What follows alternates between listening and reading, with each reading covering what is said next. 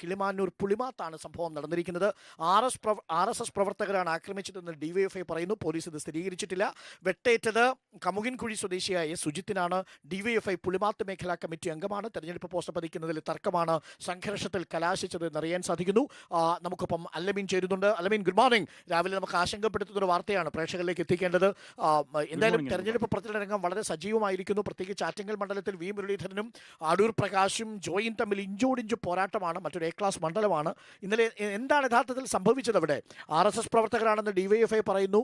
Police എന്തെങ്കിലും ഇക്കാര്യത്തിൽ സ്ഥിരീകരണം നടത്തിയിട്ടുണ്ടോ?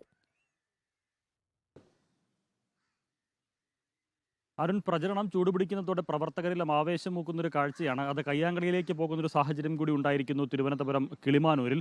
ഇന്നലെ രാത്രിയാണ് ഇത്തരത്തിൽ ഡിവൈഎഫ്ഐ പ്രവർത്തകന് കിളിമാനൂർ പുളിമാത്ത് വെട്ടേൽക്കുന്നത്. അതിനു മുൻപ് വി ജോയിയുടെ പ്രചരണ പോസ്റ്ററുകൾ RSS പ്രവർത്തകർ നശിപ്പിച്ചു എന്നുള്ളതാണ് ഡിവൈഎഫ്ഐ പ്രവർത്തകർ ആരോപിക്കുന്നത്. അങ്ങനെ RSS BJP പ്രവർത്തകർ പോസ്റ്റർ നശിപ്പിച്ചപ്പോൾ വൈകുന്നേരം അതേ സ്ഥലത്ത് വീണ്ടും പോസ്റ്റർ പതിപ്പിക്കുന്നതിന് ഈ വെട്ടേറ്റ സുജിത്ത് ഉൾപ്പെടെയുള്ള ഡിവൈഎഫ്ഐ പ്രവർത്തകരെത്തി.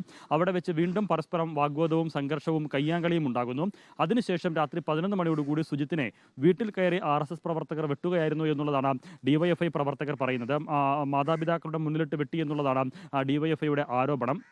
രാത്രി 11 മണിയോടുകൂടിയായിരുന്നു സംഘർഷം.